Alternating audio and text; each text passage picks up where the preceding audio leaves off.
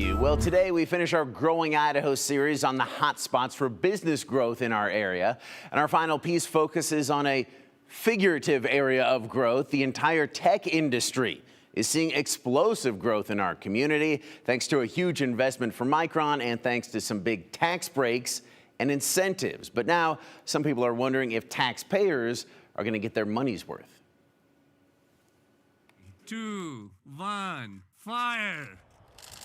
When you're talking about business growth in our state, it literally does not get any bigger than what Micron is building on its campus in East Boise. So soon, Boise will be the home to one of the world's most advanced manufacturing facilities.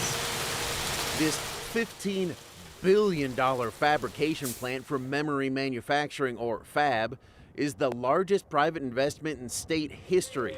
Cities and states all across the nation competed to get the fab built in their community, but Boise and Idaho won out, partly because of a sizable investment from you, the taxpayer.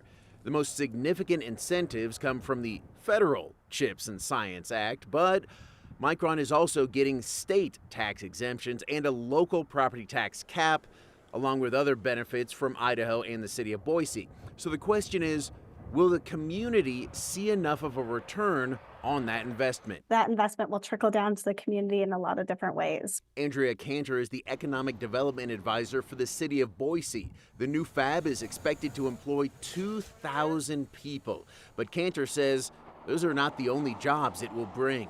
With that, I think we're looking at about 15,000 jobs that will touch all different types of parts of the community. So beyond just semiconductor work, there'll be a lot of other things. Those 15,000 other jobs include positions in service industries, construction jobs, and at the companies that supply Micron with its materials. Some of those businesses are already planning to move or expand in Boise themselves.